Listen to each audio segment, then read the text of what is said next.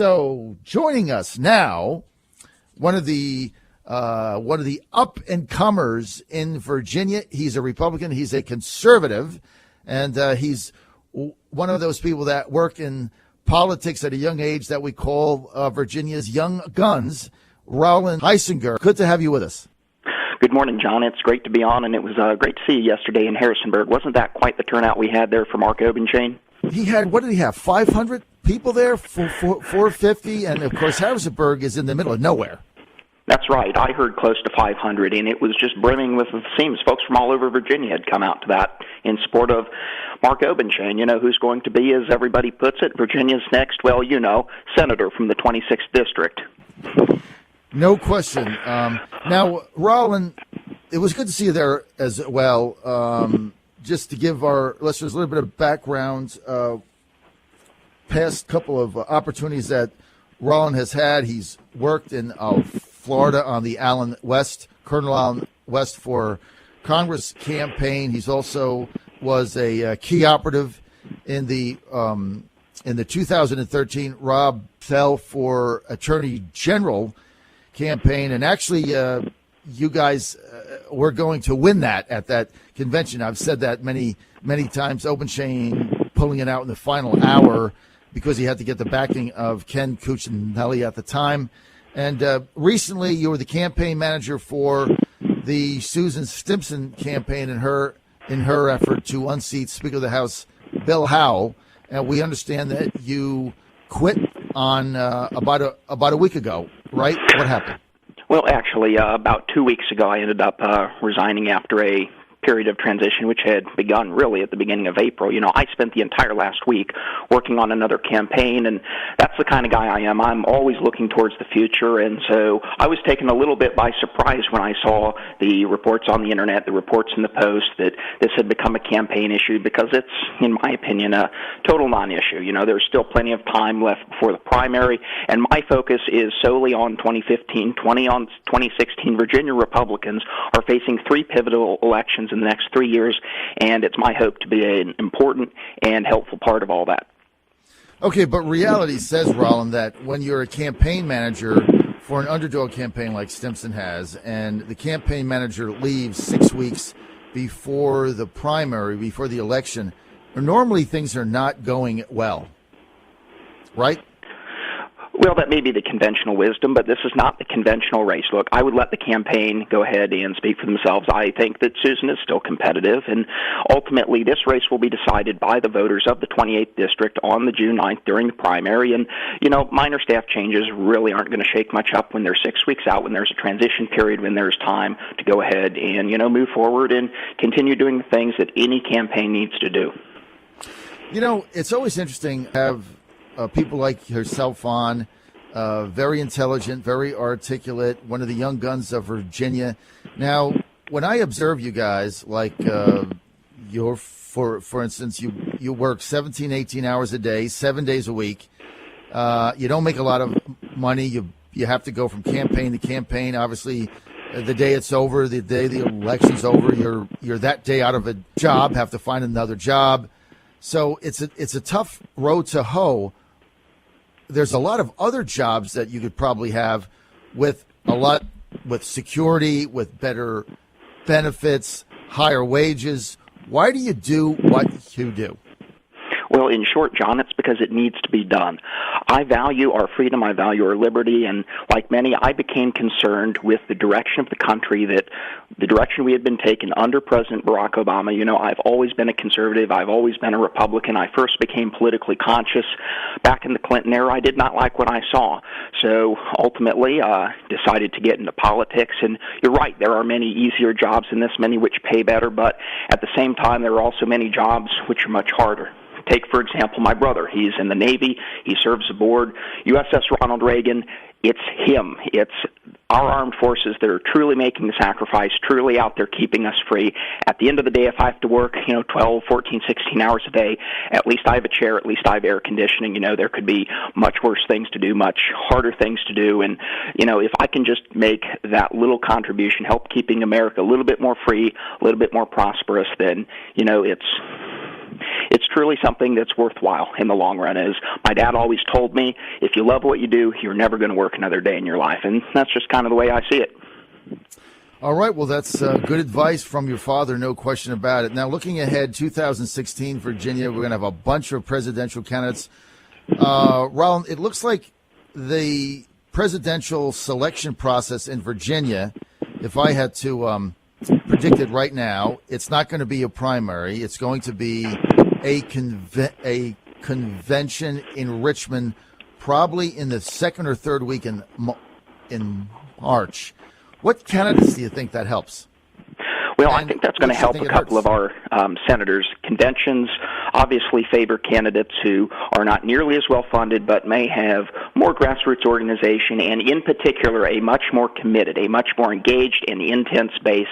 That's certainly going to benefit Senator Paul, Senator Cruz, at the expense of Governor Bush, Governor Walker, et cetera. But, look, I think any candidate can win a convention. When we look at the last two statewide conventions, which were held here in Virginia, in 2013, our convention produced a ticket of Ken Cuccinelli, E.W. Jackson, Mark Obenchain, which was by all measures quite conservative. And in 2014, we nominated Ed Gillespie, who was not the more conservative of the two. He was a mainstream Republican. He was, focused on more centrist issues. So convention can really produce either of the two. It just depends on the strength of the candidate. And going into a convention, some candidates who may do better in a primary, such as Governor Bush, Governor Walker, they have good arguments to make. They're going to communicate with the voters, and ultimately will be bringing large contingents with them.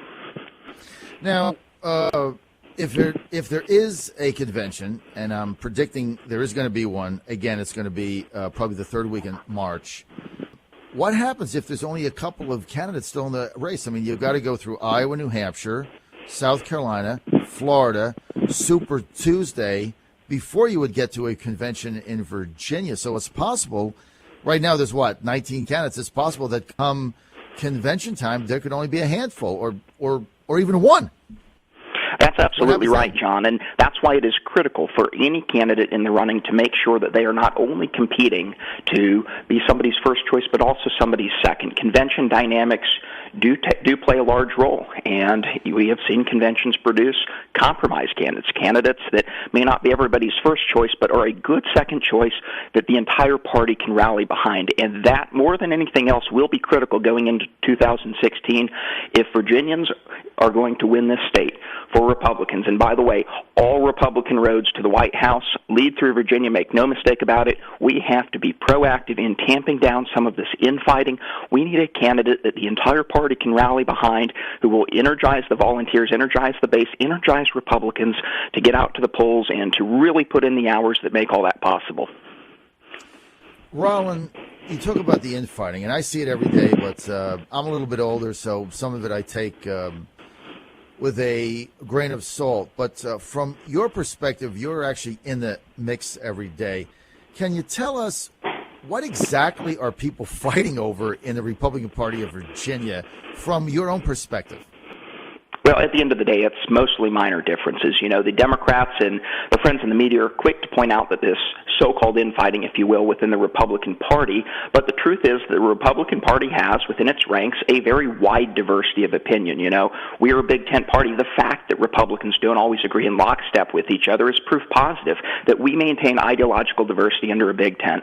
So there's always going to be those minor differences. We see them come up on foreign policy. We, see some of them come up on domestic policy, on education policy, but at the end of the day, all of our candidates are in that 80% agreement with Ronald Reagan, those core principles. We all believe that we need lower taxes, that America's middle class is overburdened, overtaxed, that Barack Obama has taken us in the wrong direction the past 4 years, that, Obamacare is something that not only needs to be repealed but replaced with market-oriented reforms that are going to lower the cost and expand access. So there's a substantial nucleus around which our candidates can rally and our voters, our party faithful, can rally. So at the end of the day, we're always going to see those differences, and in many cases it turns out to be nothing more than, personality. People see the world in a little bit different ways, but, we are all Republicans, and I hope that come the general election, we'll all be able to get on board and stick to our party creed and support the nominee. Rollins Reisinger, one of the young guns on the Republican side. So, Rollins, when you look at the presidential field, who do you like? Well, let's start out with what's working right. We have a very deep field. There's a lot to choose from. There's something for everybody within the Republican ranks. Personally, I take great comfort in seeing, several strong governors, folks with proven track records of leadership within their own states. Personally, I think if you want to run all 50 states, you should distinguish yourself in one first. That's in keeping with my Republican values that track records matter, success matters, and, background does matter. So we do have several strong governors, I think, who will be contenders. If I had to guess, I would guess that our nominee will be one of the front-runner governors. Really? So that would be what, Scott Walker?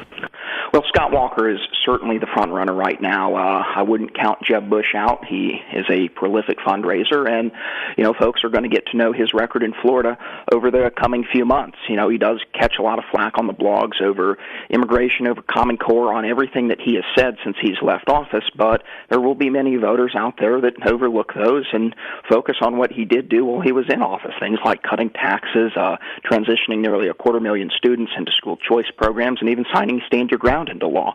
So we're going to see him be a very serious contender. There's also a couple dark horse candidates out there.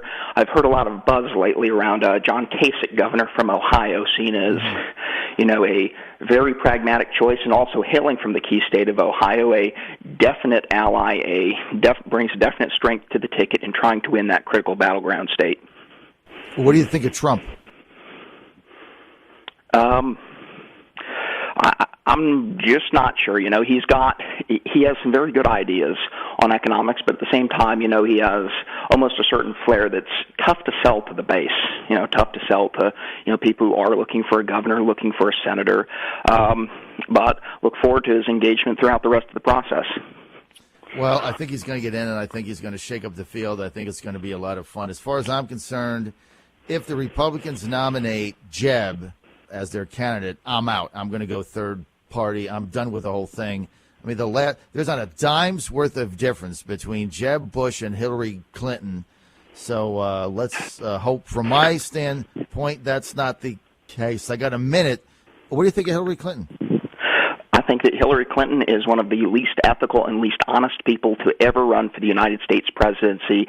Republicans dream of campaigning against someone like Hillary Clinton, who gives us so many avenues of attack to open. Look, the Clintons haven't run a competitive campaign, in 20 years. There's an entire generation of voters who are unfamiliar with the record of Clinton, Inc., and over the course of the next year, it's our job as Republican operatives to help them come to understand just who Hillary Clinton is and just who she represents. And you know what, John? It's not America's middle class. We need to make sure that we are focused on the issues here, and the household names in this race should not be Jennifer Flowers, should not be Monica Lewinsky. It needs to be folks like Jim McDougal. It needs to be, folks like, Redbone, the rest of that Arkansas cabal. Look, in many ways, the Hillary Clinton campaign, it's a lot like the Titanic. It's big, it's extravagant, it is full of foreign millionaires, and in the end, it's destined to sink.